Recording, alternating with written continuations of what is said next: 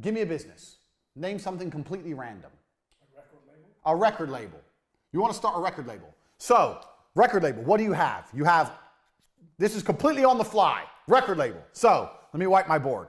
This is completely on the fly, unprompted. We're testing my business genius for the Hustlers University. Let me clear my beautiful diagram here. Right, so how does a record label make money? Make. We have make and we have costs. So a record label makes money by selling records, correct? I've never run a record label, so I might be wrong. So you have to sell records. Now, a record label is a digital product, so it's actually harder than makeup, because how can you sell records you don't have? So what I'd be looking to do first thing is test my distribution channels. So costs, you need to find records you can instantly supply, unlike a makeup company. So you need to find artists which are, I wouldn't say struggling, but there's certainly, you need to go out there and find some artists which don't want money up front. So you need to work out some kind of commission deal with artists and say, look, we're gonna give you X amount on the basis of the sales. So you have to find, we're gonna put broke boys. Because it doesn't, you know what, at this point, especially with a record label, although you need good quality artists to have a good reputation as a record label, if you have shit ones at the beginning, it doesn't really matter. If you have some shit ones and you sign Rihanna later on, is everyone going to be like, oh, they have Rihanna now, but 3 years ago they had that crap band no one's heard of. They ain't going to care. It's not going to damage your reputation. So at this point, you can just get broke boys. Get broke boys, offer them a commission deal to make to try and sell records. So let's say we're selling a record for £1. Let's say it's a 50-50 split, 50-50. Now you've got distribution channels. How are you going to sell the records? Where are you going to sell them? Apple Music, Spotify, whatever. You have to test the distribution channels, test them out. Test out an independent distribution channel.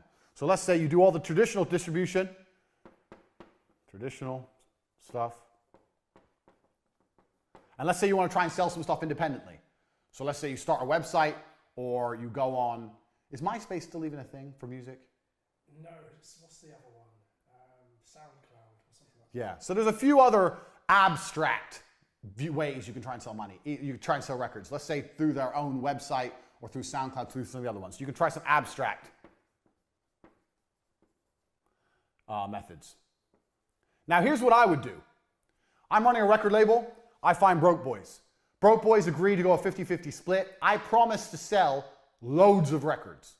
You have to promise. This is your job. So I'd promise to sell fucking 100,000 records a month. Some bullshit. I promise. I'd lie.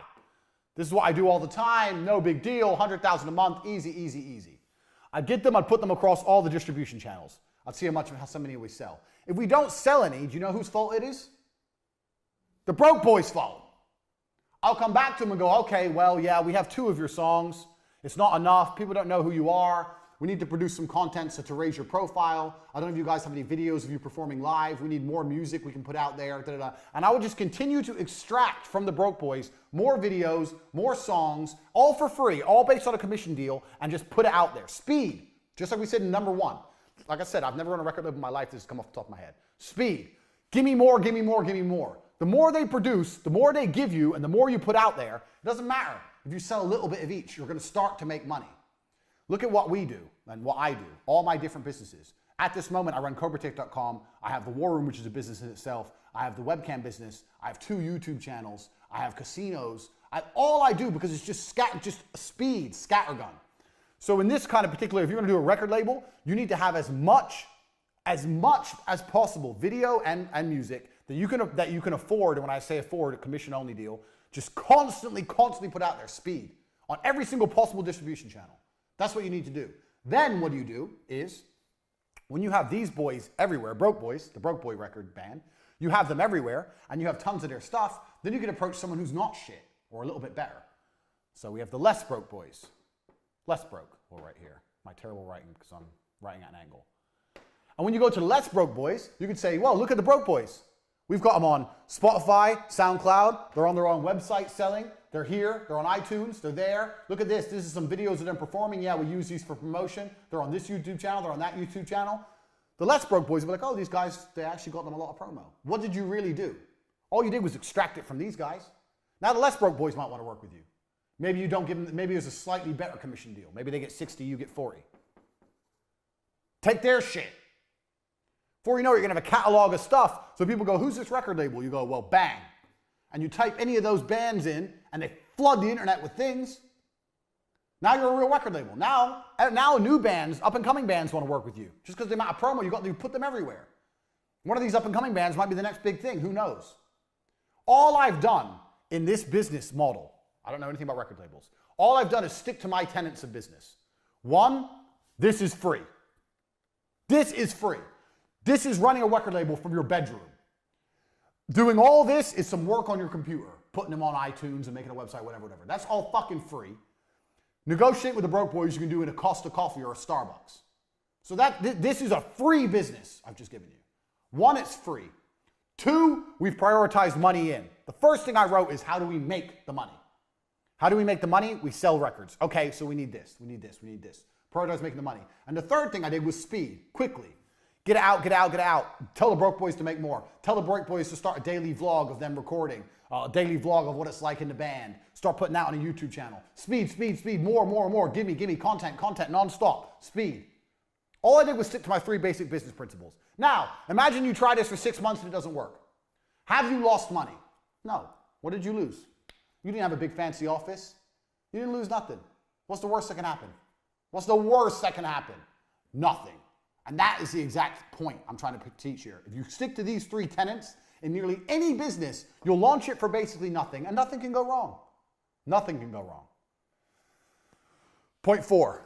Let me clear my board. I'm going to get some hot chick. I'm going to sit here and wipe the board. In fact, let me message a female right now. Sorry, bear with me. Let me get a member of staff. Right. Point 4. Staff. Now, this is going to be a controversial one, but bear with me. If you're watching so far, you should have learned a lot because we're just getting fucking started. We have 100 business points to go through. We're on number fucking 3. Number 4. Family and friends are actually the best staff you can possibly get. Now, people say don't mix friends with business, don't mix family with business. Can you clean my board? Sit here and wipe it, please. Don't mix friends with business. Get that shit off. Don't mix friends with business. Don't mix family with business. That's a lie. So the reason people say this is because people are dickheads and they can't get along with anyone. They can't get along with anybody long enough to make any money. But I guarantee you have family members right this second who can make you money. I guarantee you have a 15-year-old niece, nephew, cousin, brother, whoever, who knows more about computers than you do. I guarantee there's a 15-year-old out there with nothing better to do who knows more about Photoshop than you do right now. His stupid ass needs a job. So you can start a company right now. You can call up all your cousins. One of my cousins works for me. My brother works for me. One of your cousins, nieces, nephews, whatever, some 15, 16-year-old who's in school and bored and say, we're starting a company. I'm going to make you a director. You're going to have 10% of the business. You're going to do everything I say. And by the time you're 20, you're going to be rich. Not bad. 7 out of 10. You're going to be rich. And he'll come start doing work for you. Now, if he won't listen to you, well, then I don't know. If you can't tell a 15-year-old to do, then you're a dickhead. But me, I always have people I can call on. There must be younger people. You don't need some old person. You need young people. And the reason for this is because young people have nothing to lose. If you hire a 30-year-old man, he has to pay his rent. He hasn't got time to waste. He has rent to pay. He has a car payment to pay, whatever. A 15-year-old, he has nothing. All he does is play video games. So if the business fails, who cares? He has nothing to lose. So why don't you utilize him? You must have friends or family members who are young enough in a position that they have time to waste. Don't hire people who can't afford to not pay their rent. Hire people who live for free. If you have friends and they have a kid, go to your friends and say, your kid's 15, he's good with computers. Yeah, I'm thinking of starting a company. I'm thinking of letting him work with me for free at the beginning, see if he's good, and if he's good, I'll start paying him. They'll love that. They'll love the idea of their son or daughter getting some enterprising work. Yeah, good idea. What's the business name? Bang! There are free, effectively free workers everywhere. And if they're not free, they're extremely cheap. And they're everywhere. You just don't utilize them. So now, let's think of you own a website business. I don't fucking know website business. Let's say you don't know, like you're me. I don't know anything about building websites. You want to start a website company. It's oversaturated. I wouldn't recommend it, but let's say you start one. You go and you find a 15-year-old and you tell his ass to learn how to make websites. You convince him it's a good idea, and then you start taking money and you give it to the 15-year-old. You're a middleman now. The 15-year-old works for free. You can do websites cheap now. You can do websites for $300. I'll do an entire website for $300. Half now, half when it's done. People are like, $300 for a website? Yeah, $150 now after when it's done. Take $150, give $50 to the 15-year-old, tell him when he's done, he gets another $50. $100 for him, $200 for you, you ain't done shit, boom, wham, bam, done. He can even start your company website for advertising at the beginning for free. Bang, you have free workers out there. Find young people, because young people can afford to work for fucking nothing. You trying to find members of staff that have mortgages and fucking pension plans, that's expensive. The best staff you can find are young people. And in most cases, young people know more than the old people anyway, especially about technology and stuff. Young people are fantastic. I love hiring 18, 19-year-old kids. They know fucking more than me about fucking TikTok, Instagram, all the blah, blah, all the shit that's big. They know more than me. I'm 33, I'm not even old. These kids are sitting there going, we need to do this and this and this. I'm like, go then. They're like, how long is it gonna take? They're like, a week. I said, no, it's gonna be ready tomorrow. Tomorrow, show me it, done. Don't piss me off, go. Speed, back to lesson 1. Bang. So you already have workers for your business. You already have them, you just don't fucking use them because you're lazy. So contact them right now, let's get started. I apologize for the change of face, but Andrew has invited me here to talk about another very important point when it comes to making money, which is work with family when possible. That's why I'm here. Now, it's very easy for people like me and Andrew to tell you to work just with family members because we're two brothers and we're exceptionally close, but we actually learned this from other people. Me and Andrew have always been best friends, but we used to fight and argue when we were growing up, and when we were 16, 17, we worked in completely different, let's call it fields. I mean, we worked different jobs. We weren't actively putting our resources together and trying to make money. We had some friends who were Pakistani guys from the United Kingdom, and they taught us a very important lesson. One of our friends, I won't say his name, but he had a Ferrari and he used to drive it around our hometown. And we were very impressed and we said, well, you know, how do you have this Ferrari? Because he was only a lawyer, a junior lawyer, making maybe £50,000 a year. A good income, but not a Ferrari income. And he told us, he said, you English people, you white people actually, he said, mixed race, have it all wrong. I have 6 brothers, and what me and my brothers do is this. One of us is a doctor, one's a dentist, one's a lawyer, one's an architect. We're all in different fields. What we do is we live in the same house. Our wives live with us. Our wives cook the meals and look after our children. And we pool all of our money together. That way we own the house instead of renting 6 other houses. I thought, oh, that's pretty clever. And what about the Ferrari? He said, well, a Ferrari finance payment is £2,000 a month, more than me on my own. However, I don't drive the car all the time. So me and all of my brothers, we bought these finance agreements for the Ferrari, our Range Rover, and our Rolls Royce. And we all drive them whenever we want. I thought, wow, that is smart. That's a conversation that got me and Andrew thinking at a very young age.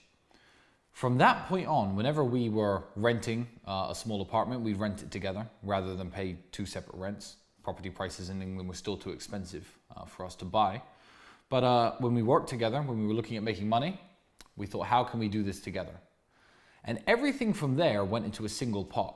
Up until this day, we're multi-millionaires. We share bank accounts. I don't know what's in whose account, under what name, which house, which car is owned by who. I mean, I know on paper, but it doesn't matter because everything is collectively owned.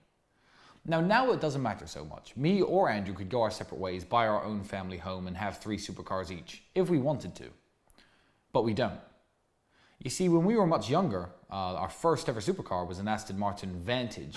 An old one, cost us £65,000 secondhand. It wasn't the most amazing car, but we paid for it, the both of us. That way we had a supercar for both of us to use. The money we saved, we put into business, the other activities we were doing, and that helped us propel forward to the point we're at now.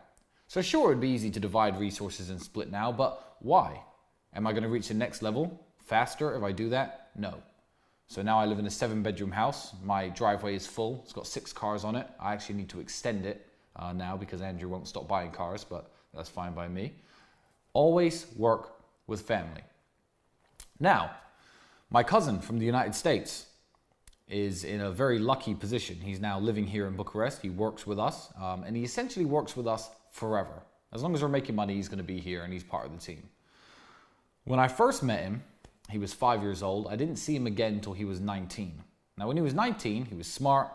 He had it all going on, but he was a bit privileged. His mother was a very well-to-do woman, a best-selling author in the field of political science and a university professor.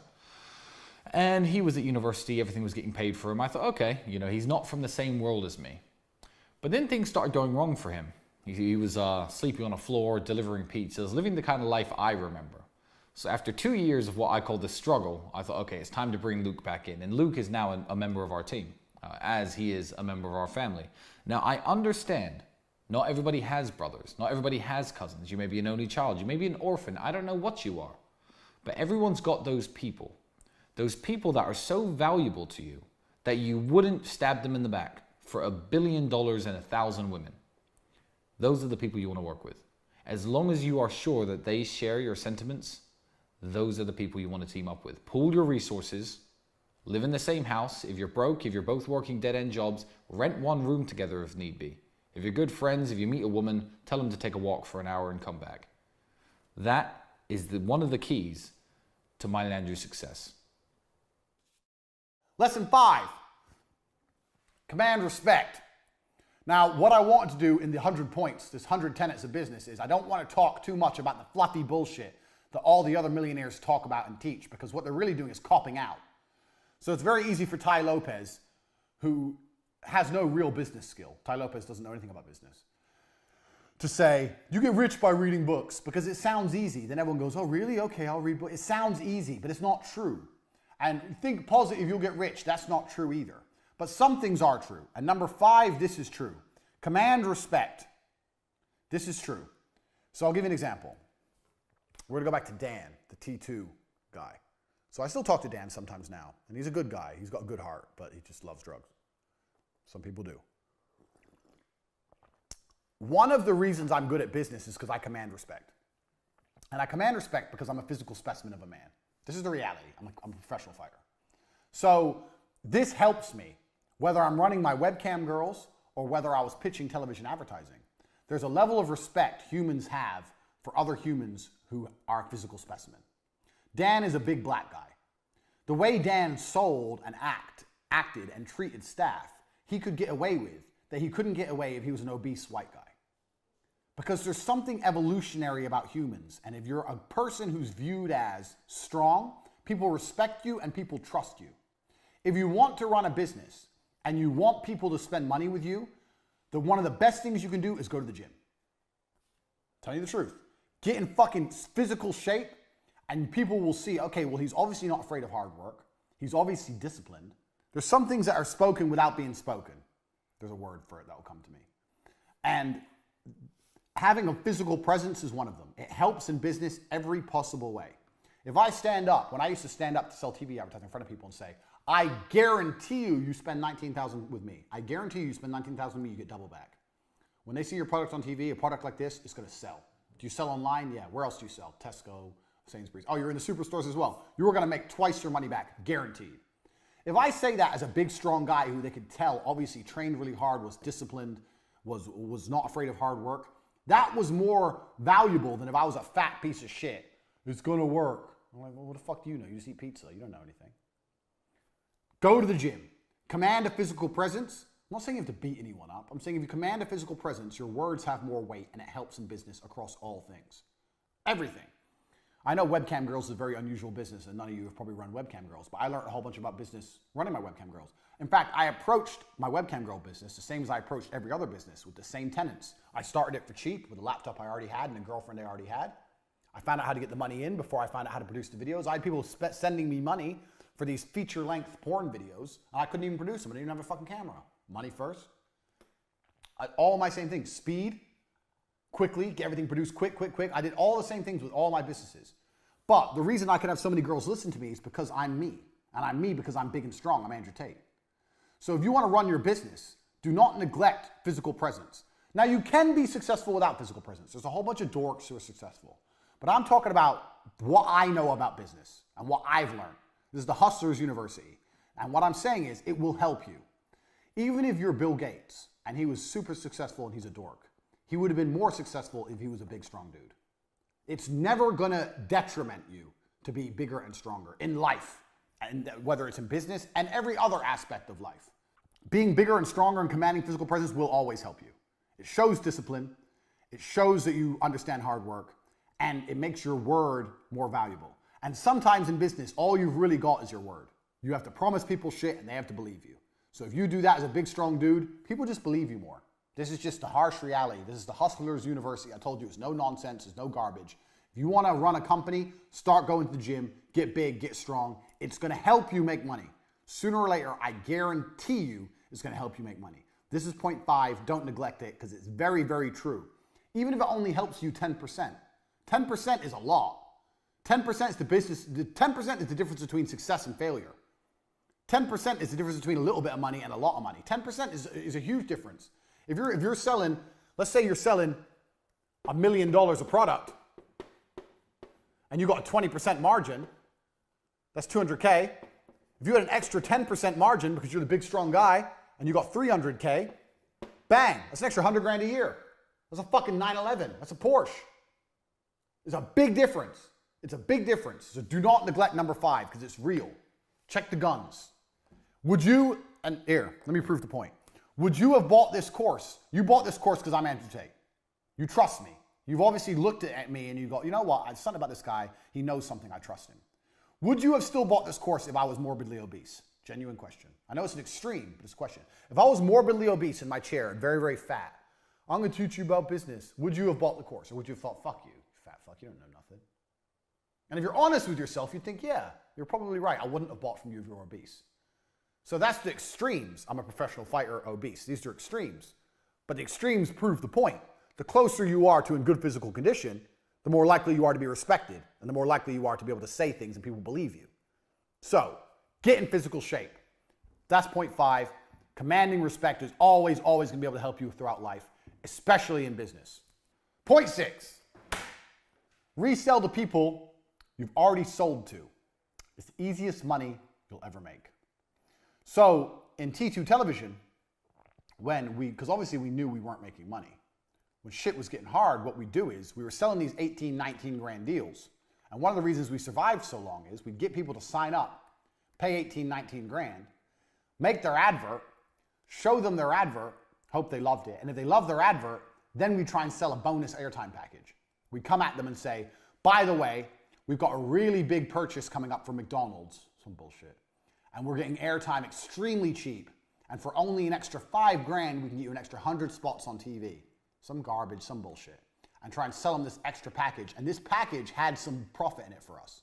The spots we'd give them would be in the middle of the night, cheap, bullshit. And this was our only chance to make any profit. So if they said no to this, we did all the work for effectively nothing. If they said yes, we'd sell it for 5 and it was like 4 grand profit. That's how we were surviving.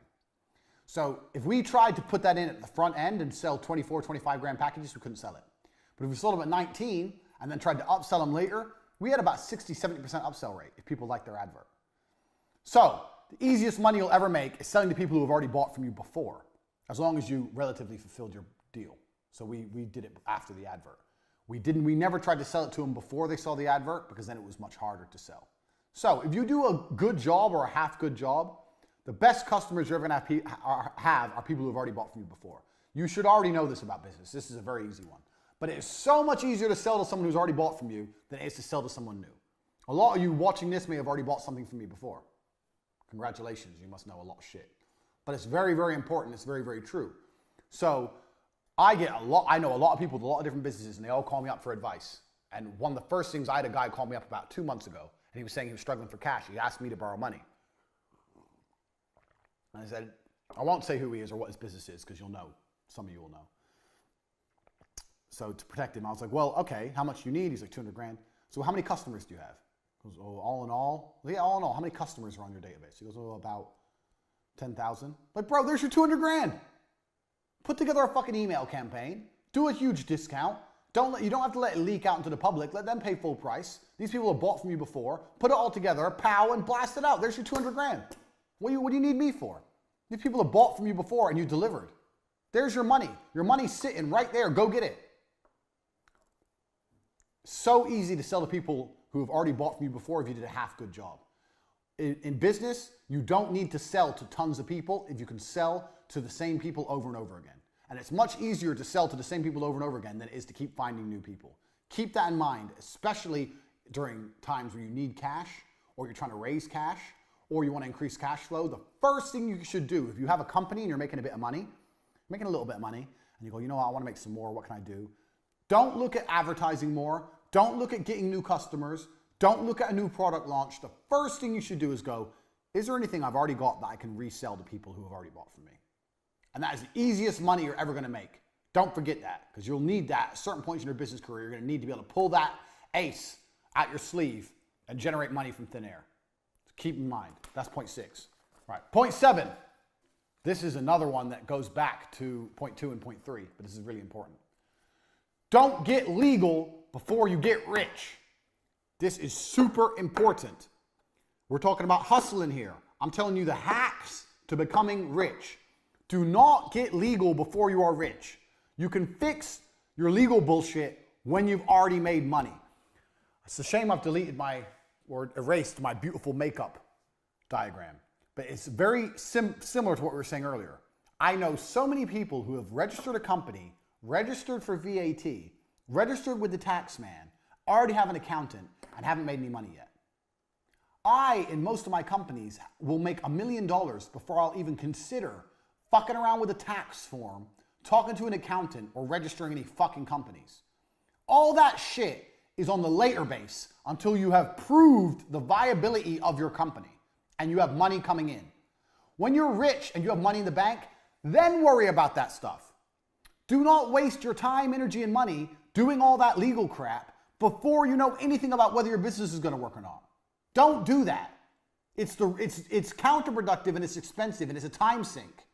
If every time I had to start a company or an idea, I had to go register a company, get an accountant, do tax forms, do VAT forms, what a waste of time. I've started maybe 100 companies in my life. 20 of them made money. You're telling me 80 times I would have had to fuck around? Don't do that.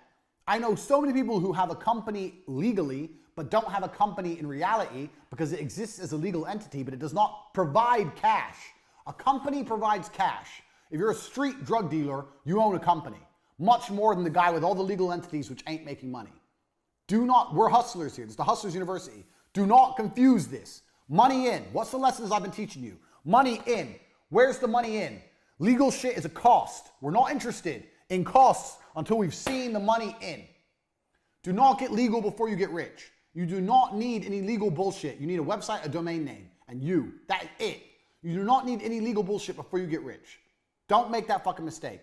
The reason people do that is because it makes them feel better. It makes them feel better because then they feel like they have a company. So people go, I want to start a company. They don't know what to do and they don't know how to make money. So they think, well, if I spend money and set it all up legally, then I've got a company. Then they feel better inside, like they've achieved something, when really they've achieved nothing because they're still not making money. Don't fall into these traps so you can walk around telling everyone you have a company because you spent money. Anyone can spend money. Making money's hard. Spending money's fucking easy. Do not do that vanity, I own a company on paper garbage. Fuck all that off until money's coming in the bank. Do not get legal before you get rich. Extremely important. Point 9. Use what you got. So, this comes down to one of the ideas for what idea of a business to run. So, I just gave you the example of the 15-year-old cousin who can make websites. Now you own a website company. Or your 15-year-old cousin who can do, I don't know, fucking who knows what he can do. He can mow lawns. Every 15-year-old can mow lawns. Now you have a lawn mowing business. Bang. Tell his stupid ass to go deliver some flyers. Drive him around in your car. Play some 2-pack. Chill out in your car. Text some bitches. Drive at 5 miles an hour. Let him drop off all the leaflets. And then let him mow all the lawns. You collect all the money and just pay him a percentage. Bang. You now own a lawn mowing company. Congratulations. Use what you got. I made a lot of money with webcam girls. If you're watching this, you don't know that. Webcam girls. You can go to chatterbait.com. You see girls on there on webcam, getting naked, talking to dudes, taking money. That made me millions and millions of dollars. I came up with that idea by sticking to this principle. Use what you've got. So right now, if you're sitting there, make a list of everything you have. And I mean everything. You have a house, let's say it's rented. You have a car, it's on lease. You have physical strength. Let's say you're a strong guy. When I was making my list, I was writing everything down. I was like, well, I've got 6 girlfriends. 6 girlfriends. So, okay, how can girls make me money? Strip club, but that takes money to set up. Remember? Costs, money in. Strip club, I cannot get money in a strip club without a club. So I looked at all the costs for a strip club and realized it's too expensive before I could get money in. It's too big a risk. Remember? It's too much risk. I could lose 300-400 grand. Can't risk that. How can I get money in? How can I get money in for having hot girls without spending money out? So my first idea was strip club. But I looked at all the costs. I was like, okay, so why do men spend money on girls in strip club? Because the girls are beautiful. They get to look at the girls, see some titties. How can I do that without the club? Well, the internet. If I put them on the internet, it's cheap. This is literally how I thought. I stuck to my business principles. Okay, it's cheap. Start looking up, down, discovered the webcam websites. All right, so I've already got the girls, I've already got a laptop, I've already got the internet. Bang! The day I had the webcam idea, the same day I was making money. I didn't spend any money, but I was making new money because I refused to allow myself to spend.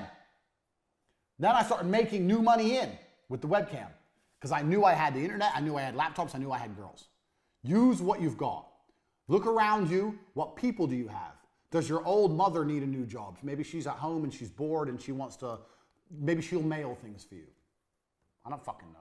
Do you have cousins, nieces, nephews? Do you have a girlfriend who has nothing to do? Use what you have. People, things you have. Make a fucking long ass list and you'll start thinking of ideas, business ideas. And they're going to come to you like the strip club came to me. But then you're going to sit there and go, okay, this is a good idea, but I can't afford that. But then you're going to go back to the other lessons I've taught you. Okay, this is how much it would cost to set up that way, but how can I get the money in that this would generate without all the costs? And if you do that and you sit there with a piece of paper and you write everything down and you stick to the principles I've taught you so far about how to start businesses, you may find a business you can start for a couple grand. You've already got your staff, a couple grand, you got an idea, you try it, doesn't work, lost a couple grand. Does work, bang, you're rich. That simple. If it starts to work, speed, speed, speed, speed, more, more, more. Lesson 1. It's really not that complicated. This is how hustlers get rich. It's really, really simple. So, use what you got. A lot of you already have things you can use, you just don't use them. Uber's another one, man. Uber's a fucking perfect one. So, I know Uber doesn't pay very much at all. I know that. But, you know what everyone loves to do when they first get their driving license? Drive. Maybe you have a 17-year-old cousin or some shit, he's just learned to drive. Get his ass on Uber. Rent a car. Find a way to rent a car with unlimited mileage per month. Tell him he's going to do 10 hours of Uber a day to train how to drive. Lie to his ass and say that in the Uber app you can track and make sure he ain't breaking the speed limits so he drives safe. Put his ass on Uber, pay for his gas, and give him half the money and keep half for yourself. Bang. Done. Set him up. Get him ready. This is shit. I didn't plan. I'm just telling you things off the top of my head. Because this is how I think as a hustler. I don't need to sit and think. I just know there's money. And I find a way to get the money. That's how I am. So right now, you've got cousins out there who aren't driving Uber. If you can convince them to drive Uber, well then why don't they do it without you? Easy. You can talk some shit. Make some shit up. Hey, have you got an Uber account? No. I'll set it all up for you because it's complicated and there's some tax. I'll handle the tax. Don't pay no tax. Just lie. Blah, blah, blah. Get them an Uber. Get them in cars. Bang, bang, bang. Take the money. Done. What are you waiting for? Use what you got. You've already got people. There's cars. There's things happening. You're just not doing anything. Look around. Make a full list of what you have. Stick to the business principles and find a way to get money in without spending money out. And you won't lose. That's what I did with the webcam company. And it made me millions of dollars. Millions. I ended up with huge numbers of girls. All because one girl. I started with one girl, made money, bought another laptop, got another girl, 2 girls, made money, bought a bigger apartment, 3 girls, 4 girls, 5 girls, bang, bang, bang, bang. Before you know it, I had a fucking empire of women. Because I stuck to my business principles. I never spent money I didn't make first. From my webcam company, which ended up generating over $7 million, I never once, ever spent money that I hadn't made. I didn't spend $1 out of my pocket that I hadn't already made first from the webcam company. I started that from zero. Just like I started my advertising agency, zero. And this is why when people come to me and go, I want to start a business, I need an investment. I sit there and think, you don't know about business. Because if you knew about business and your idea was really good, you wouldn't need my money. You'd pull it off for zero. If you're talented and your idea is good, you don't need money. So if you can't make it work for zero or for very little, then it probably wouldn't work anyway and you just lose a whole bunch of money. Because if it would work, if it's a good idea and it will work, then money will start coming in fast and you'll have the money you need. If no one's sending you money in to give you the money you need, then the idea doesn't work anyway. So if I put these I take that back. It's horrible. If I put these chicks on cam and no one was paying them, then they weren't hot enough to be in a strip club, were they? Luckily they were. I know my girls are hot, but it's just an example. This way I get to find out if they're good enough for free. This way I get to find out if they're good enough for $200-300 grand. Think about it. Use what you've got. You've already got shit out there, you're just lazy. Point 10, staff. I know a lot of people who are starting companies or they want to start business and the first thing they say is, I need an assistant, or I need this, or I need that member of staff. Staff need a clear objective. So here's the very simple magic rule for staff. Staff either make you money or save you time. That's a clock, in case you're wondering. Or you don't need them. So a salesman, a sales staff will sell things and bring money in. You'll be able to sit there and see exactly each week how much money that member of staff made you, and you'll be able to make sure that he made you more than he cost you. Fine. Other members of staff are going to save you time, even if it's a general assistant or PA. You'll be able to see the time saved with the tasks they've given. And you need to be able to sit down with a piece of paper once a month, once every couple of weeks, whatever, and audit your staff. Staff member. How much money did they make? How much did they cost? Positive or negative. Staff member. What tasks did they complete? How much longer from my life would it have taken me to do those tasks? Is it worth the money? Because if you could have done those tasks in your free time where you spent watching TV, then you don't need that fucking member of staff. Fire them and save the cash. You have to audit your staff very specifically by this method. They either save you time or they make you money or you don't need them. Now, anyone who's worked any kind of job knows if you go into any kind of company, most people are doing nothing. I've worked so many jobs and everyone did nothing. In fact, I had a job at a company selling advertising. After T2 failed, I got a job at another company selling websites and all this kind of advertising. And I spent 3 of my 5 days a week reading Wikipedia because I didn't care. Because I had a basic and it was enough. And by then I was training to be a world champion and I was tired all the time. So I didn't give a shit. And no one called me up on it. No one noticed. 3 days a week, I did nothing but read Wikipedia pages because I couldn't access Facebook. It was interesting. That is literally the level of laziness most people experience. If you take out coffee breaks, cigarette breaks, chit-chatting in the office, most people do fucking nothing. I'm very sure you could fire 50% of the people in nearly any company and the company would be just fine if the other 50% did some real work. Everyone's lazy. Big companies are inefficient because they haven't got time to do this. But you're not going to have a big company. You're a hustler. You're going to have a few members of staff. You're going to make millions of dollars. And you're going to make sure that you're either making you money or they're saving you time. Now, if the amount of time they're saving you isn't enough or they're not making enough money to cover their wages, they got to go. You've got to be ruthless in this game. But this is how staff, this is the magic formula of staff. So when people say to me, I want to start a company, I need an assistant. I say, an assistant to do what? Oh, just to help me with things. What things? What things will they help with? How long do those things take? How much time is that going to save you? And why do you not have the time to do them yourself? Because you want to watch TV? Because you need to relax? Because you're afraid you'll burn out? Shut up. It's garbage. It's all garbage. You want to feel important and tell someone what to do. That's not how you get rich. This is the magic staff formula. Do they make me money? Do they save me time? Write it all fucking down, work it out, and if it ain't good enough, they gotta go. Simple. That is how you manage staff. Because I get asked so many questions about staff. Making me money, save me time. Done. Another thing that's important with staff is you have to teach staff your business ethics. So whenever I have a member of staff, I've argued with staff plenty of times because everything must be done quickly. But that is how I work. That is how I want them to work. Now, I am 100% certain that even if it's only by 1%, The fact that I am uncompromising in the fact I want things quickly, things get done quickly. Or quicker. If I didn't say anything, it may take 10 seconds. If I complain, it may take 9 seconds. It may only be a tiny saving. But that is how I work. That is how the people I work with, I want them to work. Speed is everything. So when you get new members of staff on board as well, make sure they understand your business principles, especially number one, because that is your business mantra, speed. So if you have a salesman and he's selling and he's doing fantastic, that's good. You can sit him down and say, you know what, you're doing a fantastic job, you're making lots of money. I'm very, very proud of you. Look, you're making this, you've done really well, you're making target. There's only one thing I want to talk about, is how quickly you work. I'm like, what do you mean? I'm hitting target. Yeah, you are hitting target, but when you're inputting information into the system, I think we can get that done quicker. There must be a faster way we can get that done. Free up his time. If he does things quicker, he has more free time to sell more products, he'll make more money. Speed. No one ever works fast enough. When I was fighting, jab cross, the basics is never quick enough. It has to be quicker. It has to be quicker. In fighting, there's no such thing as too quick. Everything must be faster all of the time. It's the same in your business. All of the time, faster. All of it, all the time.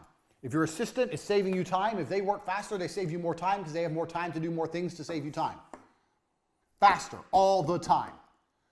So even if they're both performing, you still have to re-incentivize and re-alliterate point one. Point one is super, super important. If you do that, you're going to get more out of your staff, more money's going to be made, more work's going to get done. It's better for everyone as a whole. I learned this business. I learned this. We're going to come, I'm probably, some of these points will overlap, but before television, I worked as a fishmonger. When I was 15 was my first job, and I used to carry boxes of ice and fish at 6 o'clock in the morning on the market. Shit job. In the middle of winter, you're carrying ice, 6 in the morning, it's -5, it's horrible. Your hands are shaking, it's a horrible job. And I got paid no money, but I did it because I wanted money. So if I'll do that at 15, your 15-year-old nephew will make a fucking website. So I used to get up at 5, run from where I lived in Luton to the town center market, run, because I didn't have a fucking car, work 10 hours, and then run home. That's how much energy you have when you're young. That's what I did. And the person I worked for was my uncle. My uncle worked there, his name was Keith, and he always used to tell me, faster, faster, faster, faster.